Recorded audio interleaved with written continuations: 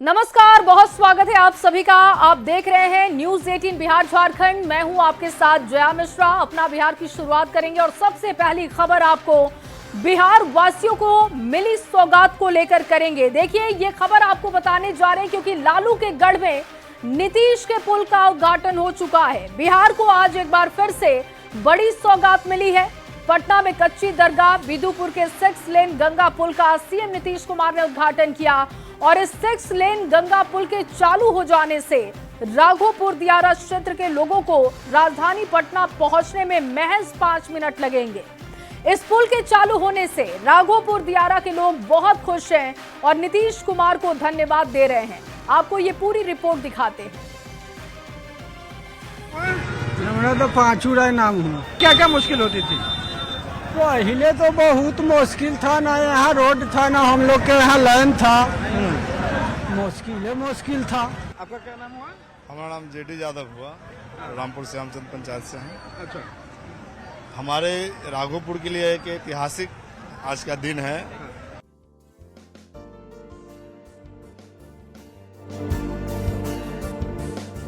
ये राघोपुर के लोग हैं, उसी राघोपुर के जो लालू प्रसाद का गढ़ रहा है और जिस राघोपुर से लालू प्रसाद के बेटे तेजस्वी यादव अभी विधायक हैं। आजादी के 75 सालों तक यहाँ के लोगों को पटना जाने के लिए पीपा पुल का सहारा लेना पड़ता था या नाव का। कहने का मतलब कोई साधन व्यवस्था नहीं था। कोई मरीज हो गया, हल्ली जल्दी कुछ भी हुआ, बहुत परेशानी होता था। लेकिन नीतीश कुमार जी का सौभाग्य की बात है कि आज राघोपुर के लिए 75 वर्षों का जंजीर से मुक्ति मिला है यातायात के साधन में। नीतीश कुमार ने जैसे ही कच्ची दरगाह बिदुपुर 6 लेन गंगा पुल का उद्घाटन किया, लोगों की खुशी का ठिकाना ही ना रहा। क्या नाम हुआ आपका? रंजीत यादव। ये बना है, इसको कैसे देखते हैं? आज अजूबा लग रहा है। हमारे पूर्वज लोग यह कभी नहीं देखा था, एक सपना देखा था। वह सपना जो है कि आज हम लोग के बच्चों के सामने पूर्ण हुआ है। इस पुल के बन जाने से दियारा और पटना के बीच की दूरी मिट गई है। 5 मिनट में दियारा के लोग पटना आ सकेंगे। पहले पटना जाने में हमको नाव से जाते थे, 1 घंटे का समय लगता था, अब वही 40 मिनट समय लगता। पहले बरसात के दिनों में 6 महीने के लिए दियारा के लोग बाकी दुनिया से कट जाते थे, अलग थलग पड़ जाते थे। लेकिन इस पुल की सौगात मिल जाने से अब दियारा के इस क्षेत्र में व्यापार, परिवहन और निवेश के नए रास्ते भी बनेंगे। साथ ही इमरजेंसी की हालत में मरीजों को भी सुविधा मिलेगी। राजनीतिक जानकार कह रहे हैं कि लालू प्रसाद और तेजस्वी के इलाके को नीतीश कुमार ने एक बड़ा तोहफा दे दिया है। न्यूज 18 के लिए पटना से संवाददाता रवेश नारायण और शैलेंद्र कुमार के साथ ब्यूरो रिपोर्ट। देखिए, राघोपुर दियारा के लोगों के लिए ये 6 लेन पुल वरदान से कम इसलिए नहीं है क्योंकि इस इलाके के लोग दशकों से पीपा पुल और नावों के जरिए ही पटना से कनेक्ट थे। अब उन्हें स्थायी सड़क संपर्क मिल चुका है। अब राघोपुर के लोग महज 5 मिनट में पटना पहुंच सकेंगे। पुल के बनने से इलाके के लोगों में खुशी का ठिकाना नहीं है। न्यूज 18 बिहार झारखंड के इनपुट एडिटर ब्रजमोहन सिंह ने राघोपुर के एक गांव में पहुंचकर लोगों से बातचीत की है। आपको पूरी बातचीत सुनवाते हैं। नमस्कार, न्यूज 18 में आप सबका बहुत बहुत स्वागत है। इस वक्त मैं राघोपुर में हूं और बहुत ही राजनीतिक तौर से देखें तो बहुत ही महत्वपूर्ण इलाका है, बहुत ही महत्वपूर्ण क्षेत्र है और एक महत्वपूर्ण घटना विकास यहाँ हुआ है जिसके बारे में हम सभी अवगत हैं। ये जो पुल है गंगा जी के ऊपर, पहले लोग आते थे 2 घंटा 3 घंटा लोग नाव चला के आते थे, अपने जीवन को खतरे में डाल के आते थे। लेकिन आज हम लोग जब ड्राइव करके आए हैं तो मजा ही आ गया। ये तो अनोखा है। पिंटू जी, आपको क्या लग रहा है? जी, वास्तव में ये बिहार में एक पहला ऐसा ब्रिज बना है जो अन्य ब्रिजों के अपेक्षा सबसे अलग है और ये राघोपुर के लिए बहुत बड़ी सौगात। थोड़ा राघोपुर का बताइए। तो दियारा एरिया है, यहाँ विकास की रोशनी पहुंची है इतने सालों के बाद, 60-70 साल के बाद लोग मुख्य धारा से जुड़ पाए हैं। लोग देखिए, मुख्य धारा से जुड़ने के मामले में आज भी राघोपुर के लोग हम लोग पीछे हैं। उपकार कहिए या जिसकी लंबे समय से मांग थी, ये 6 लेन ब्रिज का मतलब सिर्फ ब्रिज का मांग था, लेकिन सीएम ने एक मेगा प्रोजेक्ट दिया 6 लेन ब्रिज का। आज भी ब्रिज से आप राघोपुर तो आ गए, लेकिन राघोपुर के दियारा के सड़क को आप देख के जरूर आए होंगे या देखते जा रहे होंगे। वो तो विकास होगा। आप लोग बताइए, आप लोग युवा हो, आप लोगों को पटना जाने में कितनी परेशानी होती थी? बहुत परेशानी होती थी। ये पुल बनने से बहुत सुविधा हुआ है। अगर ये हमारे भैया जी बताएं, सही बताएं कि फ्लाईओवर तो आ गया, मगर एक्चुअल जो विकास आना चाहिए वो अभी नहीं आया। आप लोग राघोपुर से अब तो थोड़ी खुशी है ना कि भाई हाँ, खुशी है। 6 लेन का इधर आ गया, पुल बन के आ गया, तो अब थोड़ा विकास भी आएगा। हाँ, विकास हो गया। और यहाँ आप मान लो कि इंडस्ट्री लगे इस इलाके में, ये कितना जरूरी आप लोग समझते हो? बहुत जरूरी है, बहुत जरूरी है। रोजगार करने के लिए हम लोग को बाहर जो जाते हैं दिल्ली मुंबई, वो जाना नहीं पड़ेगा। ये जो विकास का यहाँ देख रहे हैं, थोड़ा बहुत तो पहुँचा है। हाँ, थोड़ा भी स्टार्टिंग उम्मीद लग रहा है। अब उम्मीद कुछ जागा है कि अब विकास आएगा। बाकी अभी तक रोड का स्थिति बहुत दयनीय है, हर चीज का स्थिति बहुत दयनीय है। अभी तक कोई विकास नहीं हुआ राघोपुर में। तेजस्वी और लालू जी से बातें रहे पहले? तेजस्वी आया? हाँ, तेजस्वी आया है। अच्छा, यहाँ वो खाते हैं, लिट्टी उट्टी खाते कि नहीं? पेड़ा उड़ा खा के गया। पेड़ा उड़ा खाते कि हम भी आपका लिट्टी खा रहे हैं। लिट्टी और ये जो आपका ये वाला क्या कहते हैं, हाँ मटर है। बहुत खुशी है, बहुत खुशी है। बहुत पुल से लेकर के सब कुछ ठीक है। आप लोग कैसे लग रहा है? बढ़िया लग रहा है। ठीक लग रहा है? देख का है पुलवा? बढ़िया लगा। बहुत बिहार में ऐसा देखे थे? नहीं, पहले नहीं देखे थे। पहले नहीं देखे थे। तुम लोग देखे थे? आप लोग तो बच्चे हो, आप लोग देखे थे? नहीं देख लेंगे। अभी के लिए विकास बहुत अच्छा हुआ है, बहुत अच्छा हम लोग के लिए हुआ है। तो कौन बनवाया ये? नीतीश बनवाया कि मोदी बनवाया? नीतीश और मोदी दोनों मिलकर बनवाए हैं। अच्छा। नीतीश खास बनवाया अपना घर से, कि वो मोदी जी से लड़ के अपना बनवाए हैं। अच्छा, मोदी से लड़ के पैसा लिए है? तो अच्छा, बहुत अच्छी बात है। नीरज जी, आप भी आइए। आप तो पार्टी को डिफेंड करते हैं गठबंधन।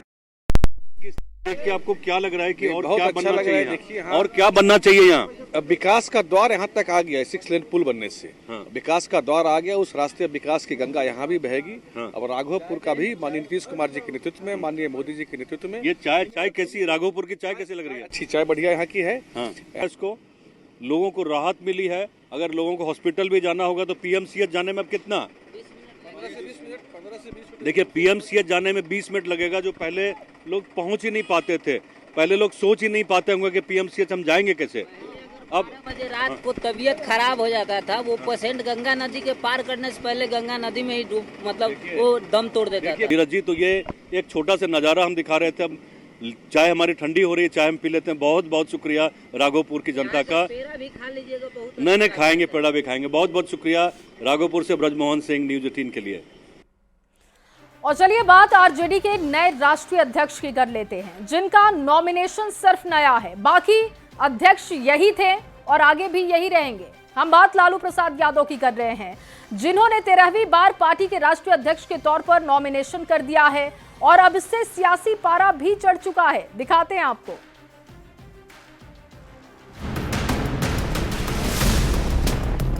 आरजेडी सुप्रीमो लालू प्रसाद ने एक बार फिर से पार्टी के राष्ट्रीय अध्यक्ष पद के लिए नामांकन कर दिया है। ये 13वीं बार है जब लालू प्रसाद इस पद की कमान संभालने जा रही हैं।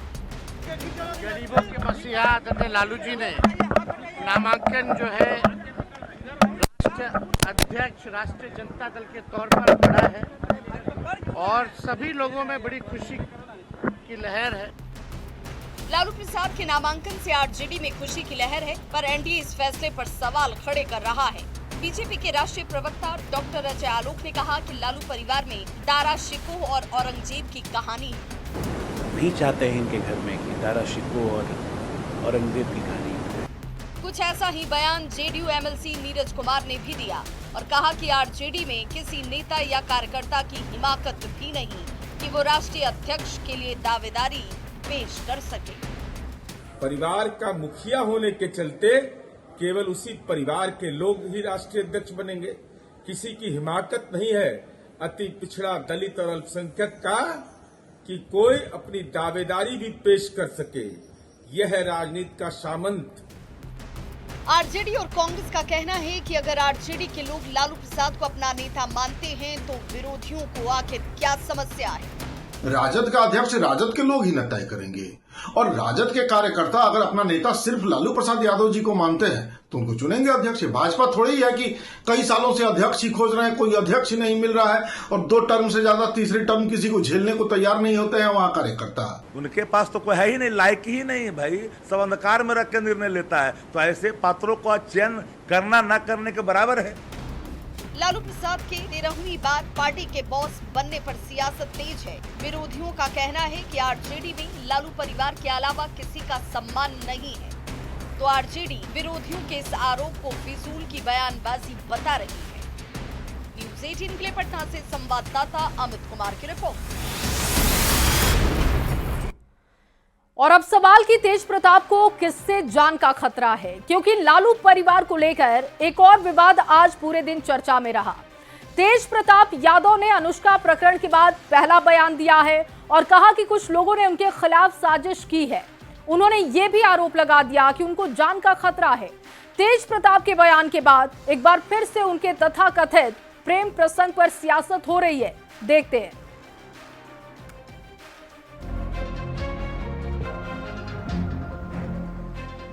लालू प्रसाद के बड़े बेटे तेज प्रताप यादव अक्सर अपने किसी न किसी बयान या पोस्ट के कारण चर्चा में आ ही जाते हैं। पहले उनकी गर्लफ्रेंड के साथ उनकी तस्वीर वाली पोस्ट के कारण बवाल हुआ, तो पार्टी और परिवार दोनों से बेदखल होना पड़ा। उस प्रकरण के बाद तेज प्रताप यादव का पहला बयान सामने आया है। उन्होंने कहा है कि वो अपने इस हालत के जिम्मेदार लोगों को छोड़ेंगे नहीं। जो भी प्रकरण रहा है, जनता ने देखा, जनता ही न्याय करेगा। और ज़्यादा जिसको हमसे खतरा है तो हमसे फरिया लेगा। अगर ज़्यादा हमको लोग दबाएगा तो हम न्यायालय का सहारा लेंगे, कोर्ट कचहरी का सहारा लेंगे।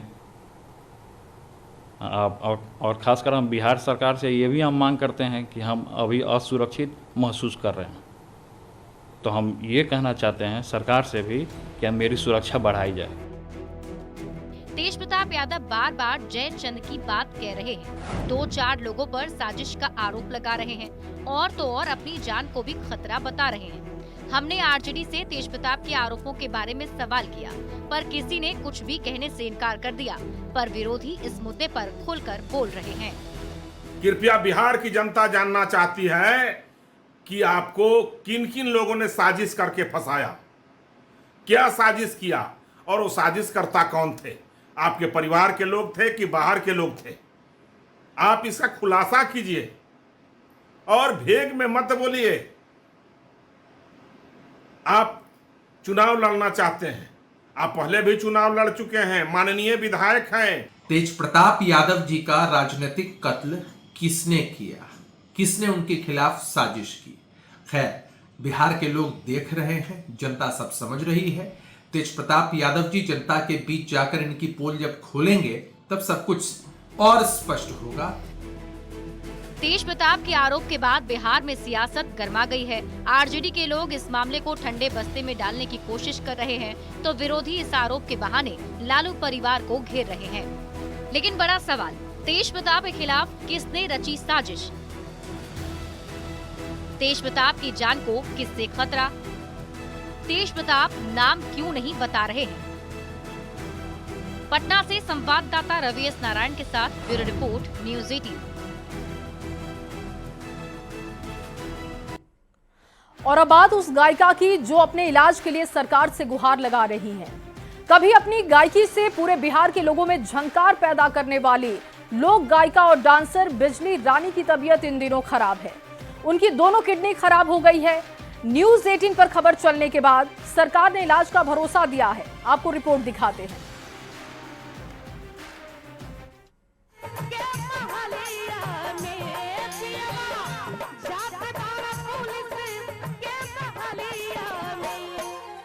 बिजली रानी, जब ये डांसर किसी जमाने में महफिल में नाचती थी तो महफिल की जान हुआ करती थी।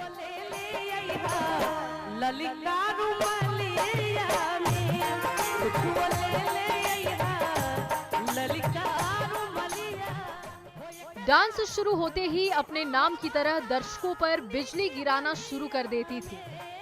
अपनी अदाओं और गायकी से सबको दीवाना बना देने वाली बिजली रानी बीमार है। अपनी गायकी से बिहार के लोगों में झंकार पैदा करने वाली बिजली रानी की तबीयत इन दिनों खराब चल रही है। उनकी दोनों किडनी खराब हो गई है। पिछले दिनों भोजपुरी फिल्म इंडस्ट्री के पावर स्टार पवन सिंह ने बिजली रानी के इलाज का जिम्मा उठाया। लेकिन पवन सिंह के अलावा किसी और ने अब तक उनकी मदद नहीं की और ऐसे में अब बिजली रानी और उनकी बेटी ने सरकार और लोगों से मदद की गुहार लगाई है। अभी रउर तबीयत कैसन बा? पहले से कुछ ठीक बा। अच्छा, जौन चाहे जौन ठीक नहीं है रहा था। अच्छा, रउरा इलाज के करावता अभी?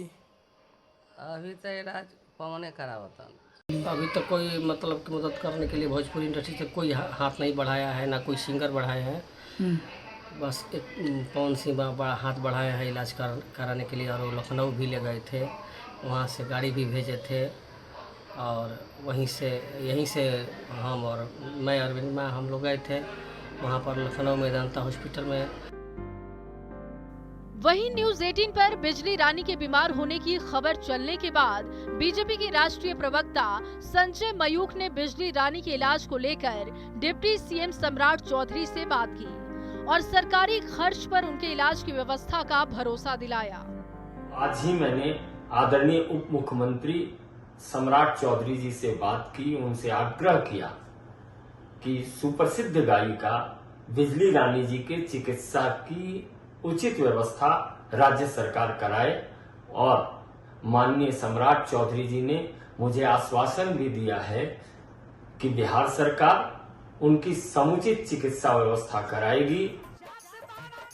बिजली रानी अपने जमाने की मशहूर भोजपुरी कलाकार है। भोजपुर, शाहाबाद, मगध के क्षेत्र में बिजली रानी का जलवा था। बिजली रानी के गाने और डांस के बगैर कोई महफिल नहीं सजती थी। बिजली रानी के प्रोग्राम के लोग दीवाने थे।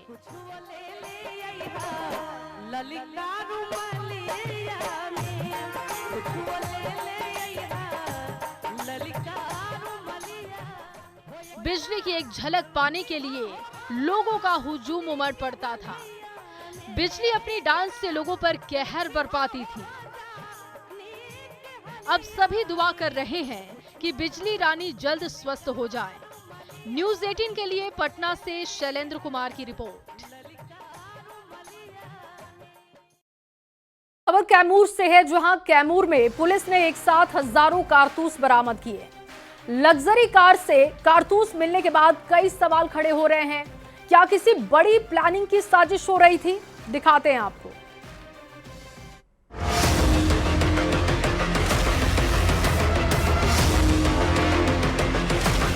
1, 2, 3, 4, 5 नहीं, पूरे के पूरे 3730 कारतूस। ये तस्वीरें देख आपकी आंखें फटी की फटी रह जाएंगी। पेटी में रखे हजारों कारतूसों को देख आप हैरान रह जाएंगे। इन कारतूसों को जब्त किया है कैमूर पुलिस ने। पुलिस ने मोहनिया चेक पोस्ट पर लग्जरी कार से 3730 कारतूस जब्त किए। कारतूस के साथ 2 तस्कर को भी गिरफ्तार कर लिया। इन हजारों कारतूसों की सप्लाई नालंदा में की जानी थी। लग्जरी कार में कारतूस की खेप बरामद होने के बाद हर तरफ सनसनी फैल गई। बताया जा रहा है कि ये कारतूस यूपी की तरफ से लाया जा रहा था। मैक्सिमम जो कभी इस तरह के बातें आती हैं वो वहीं की बातें। सर वहाँ भी गिरफ्तार, नाम क्लियर नहीं है, हम लोग पता कर रहे हैं कानपुर में। जो भी इससे संलिप्त होगा उसकी गिरफ्तारी होगी। टाइप ऑफ गोली KF-8 mm लिखा हुआ है। हाँ। इतनी बड़ी संख्या में कारतूस बरामद होने के बाद कई सवाल उठ रहे हैं।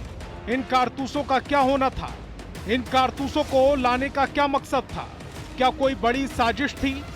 इसके तार अपराधियों और नक्सलियों से तो नहीं जुड़े हैं। इतने बड़े स्तर पर कारतूसों की जरूरत क्यों पड़ी? कारतूसों को अपराधियों के किस नेटवर्क को सप्लाई करना था? इन सवालों का खुलासा होना बाकी है। न्यूज 18 के लिए कैमूर से अवनव कुमार सिंह की रिपोर्ट। और आगे बढ़ते हुए आपको इस वक्त की बड़ी खबर दे देते हैं। बिहार सरकार का एक डीएसपी निलंबित, रंजीत कुमार रजक फिर से निलंबित किए जा चुके हैं। गृह विभाग ने इसके लिए अधिसूचना जारी कर दी है। बीपीएससी पेपर लीक कांड का आरोपी है रंजीत कुमार रजक, जिनका निलंबन हो चुका है। एक बार फिर से देखिए तस्वीरें आपको दिखा रहे हैं। 21 में निलंबन मुक्त किया गया था, एक बार फिर से देखिए निलंबन हो गया है। रंजीत कुमार रजक फिर से निलंबित किए गए और इसके लिए गृह विभाग की तरफ से अधिसूचना जारी की जा चुकी है। आपको ये भी बता दें कि बीपीएससी पेपर लीक कांड का ये आरोपी है। 21 में निलंबन मुक्त किया गया था और एक बार फिर से निलंबन किया गया। और एक और बड़ी खबर आपको नालंदा से दे, जहां पर विशेष निगरानी टीम की बड़ी कार्रवाई देखने को मिली। शिक्षा विभाग का डीपीओ गिरफ्तार हुआ है और घूस लेते रंगे हाथों ये गिरफ्तारी की गई है। घूस लेते रंगे हाथों अनिल कुमार को गिरफ्तार किया गया। तस्वीरें आपके सामने है। 20,000 रुपए घूस लेते हुए ये गिरफ्तारी हुई है। कॉलेज की कमेटी गठन के नाम पर ये व्यक्ति घूस ले रहा था और टीम ने हिलसा में ये कार्रवाई की। गिरफ्तारी जब की गई रंगे हाथों उस वक्त की तस्वीर आप देख रहे हैं। 20,000 घूस लेने का ये पूरा मामला है। दरअसल कमेटी गठन के नाम पर घूस लेने के बाद सामने आई है। और अगली बड़ी खबर औरंगाबाद से, जहां नक्सलियों के खिलाफ बड़ी सफलता हाथ लगी। सर्च ऑपरेशन में 2 आईडी बरामद कर लिया गया है। दोनों बम को डिफ्यूज किया जा चुका है। इस वक्त की बड़ी खबर आपको दे रहे हैं। नक्सलियों के खिलाफ बड़ी सफलता हाथ लगी। सर्च ऑपरेशन में 2 आईडी बरामद किया गया है। दोनों बमों को डिफ्यूज किया जा चुका है। सागरपुर गोबरदहा पहाड़ी पर मिले बम। बिहार एसटीएफ और सीआरपीएफ की ये संयुक्त कार्रवाई है। बड़ी सफलता आप इसे कह सकते हैं। सर्च ऑपरेशन में 2 आईडी को बरामद किया गया। दोनों बम को डिफ्यूज किया गया। सागरपुर गोबरदहा पहाड़ी पर मिले थे बम और बिहार एसटीएफ और इसके साथ ही सीआरपीएफ ने संयुक्त रूप से मिलकर यह कार्रवाई की।